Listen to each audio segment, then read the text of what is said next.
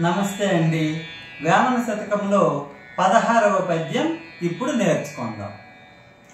రాముడొకడు పుట్టి రవికులమీడేర్చె, రాముడొకడు పుట్టి రవికులమీడేర్చె, కురుపతి జనియించె కులము జరిచే, ఎలను పుణ్య పాప మీలాగు కాదుకో, విశ్వదాభిరామ వినురవేమా.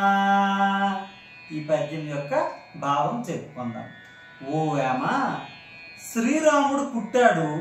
తన వంశానికి రవికులము, రవికులం అంటే సూర్యవంశం అంతటికి కూడాను గొప్ప కీర్తిని, గొప్ప పేరును తీసుకువచ్చాడు.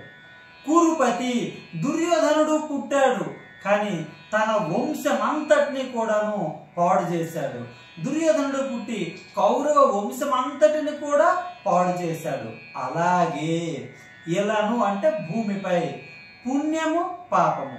పుణ్యం కొంచెమైనా దాని ఫలితం చాలా ఎక్కువగా ఉంటుందన్నమాట. కొంచెం పుణ్యం చేశాం కదా అని అనుకోవద్దు, కానీ పాపం ఎంత ఎక్కువ చేస్తే దాని ఫలితము వంశనాశనానికి పనికి వస్తుందని ఈ పద్యం యొక్క భావం. పద్యము మరొకసారి చెప్పుకుందాం. రాముడొకడు పుట్టె రవికులమీడేర్చె, కురుపతి జనియించె కులము జరిచే, ఎలను పుణ్య పాప మీలాగు కాదుకో, విశ్వదాభిరామ వినురవేమా. మనం కూడాను రాముడిలాగా నిలబడాలి.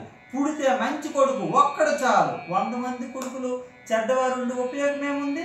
కనుక ఇప్పుడు ఆల్రెడీ ఉన్నారు నాన్న, కాబట్టి ఉన్న ఒక్కరిని గుణవంతుడిగా తీర్చిదిద్దాలని ఆశిస్తూ జై శ్రీరామ్.